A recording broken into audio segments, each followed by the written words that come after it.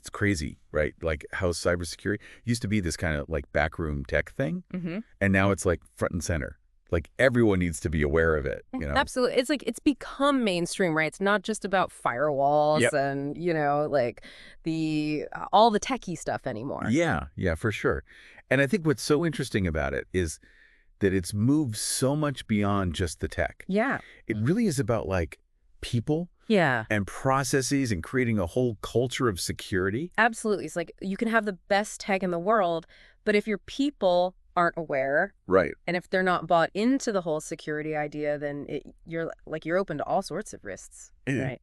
Well, that's what we're going to be diving into today is this whole idea of cybersecurity culture maturity. Okay. Like, how do we measure how mature an organization is when it comes to its cybersecurity culture? Mm. And we're going to be looking at 3 different frameworks that can help organizations to, kind of figure that out Yeah. and then improve it. So the first one we're going to look at is ISO 27001.2022. That's a mouthful, Yeah. but it's kind of a big deal in the world of cybersecurity. Yeah, it is. I mean, it's really comprehensive, right? It takes like a really broad look at the whole thing. So it's not just, like you were saying before, it's not just about the technical stuff. It also looks at like, the human side of things. Yeah. And it actually uses these 3 different categories of metrics to try to get a full picture. Okay. So behavioral, organizational, and cultural. So behavioral, organizational, and cultural. Yeah. Can you give me like a concrete example of what each of those might look like? Sure. So imagine, a company wants to test how aware its employees are when it comes to phishing, for example. Right. So they might do something like run a simulated phishing attack. Right. So send out an email that looks like it's from a legitimate source, but it's not. Right. And they see who clicks on it. Exactly. And then you get a sense of, how susceptible people might be to a real phishing attempt. Right. It's like a game, but it has real consequences. Exactly. Yeah. So that's an example of like behavioral. Right. Okay.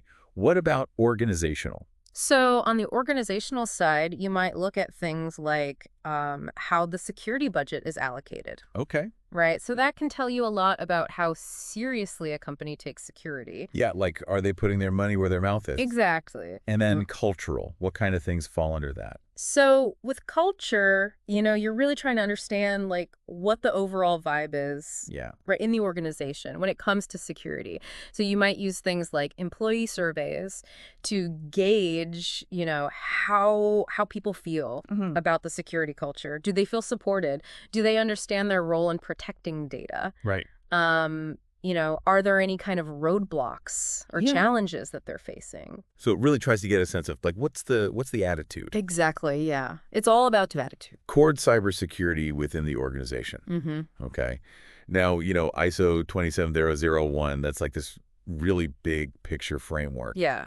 But I want to zoom in now on something that's super important for a lot of businesses, and that's protecting payment card data. Okay. So that's where PCI DSS comes in. Right, right. The payment card industry data security standard. Yeah, exactly. So for people who, might not be super familiar with that, can you just give us like a really quick rundown of what that is? Yeah, so essentially it's a set of security standards that businesses have to follow if they handle credit card information. Right. So like if you're a retailer, if you're an online store, if you process credit card payments in any way. Yeah, you've got to comply with this. You got to comply. Yeah. Yeah. Now, how does this tie into security culture, though? Well, what's interesting about PCI DSS is that it recognizes that, you can have all the best technology in the world, the best firewalls, the best intrusion detection systems. But at the end of the day, humans are often the weakest link. Right.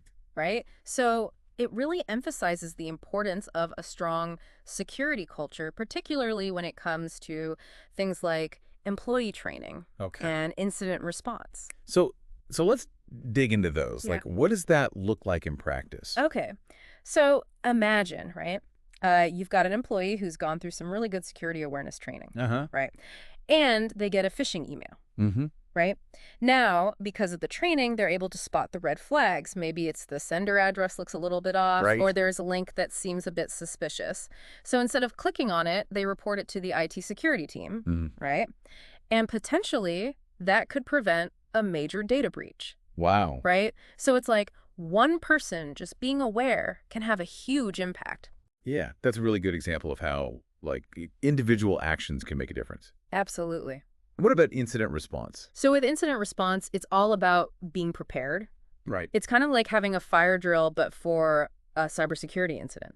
So you need to have a plan in place. You need to make sure everyone knows their role. Right. So that if something does happen, you can respond quickly and effectively. And minimize the damage. So exactly. So we've looked at ISO 27001 big picture. Yep. We've zoomed in on PCI DSS, which is all about payment card data. Yep.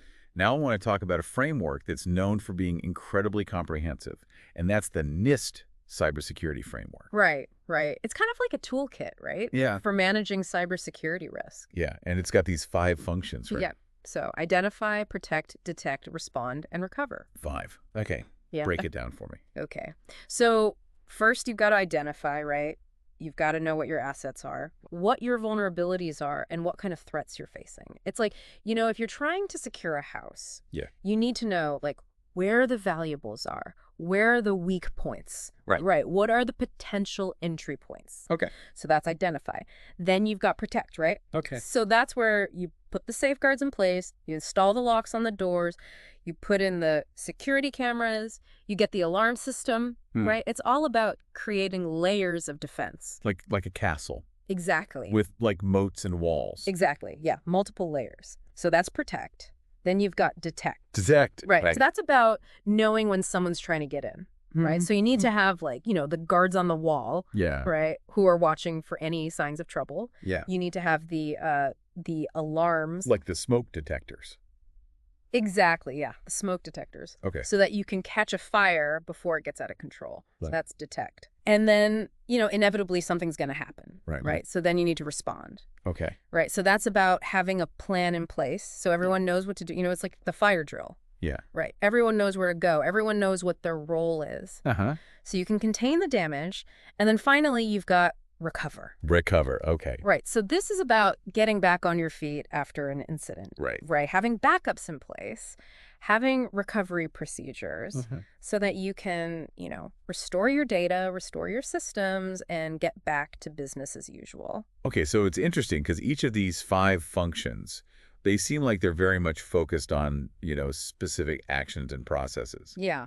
But what I'm hearing is that ultimately they're all contributing to building this overall security culture. Exactly. Yeah. They're all part of the bigger picture. Yeah. So it seems like if you want to have a mature cybersecurity culture, you really need to be thinking about all these different aspects. Absolutely. It's not just a one and done kind of thing, right? Right. It's got to be an ongoing process. Yeah. And it makes me think, a lot of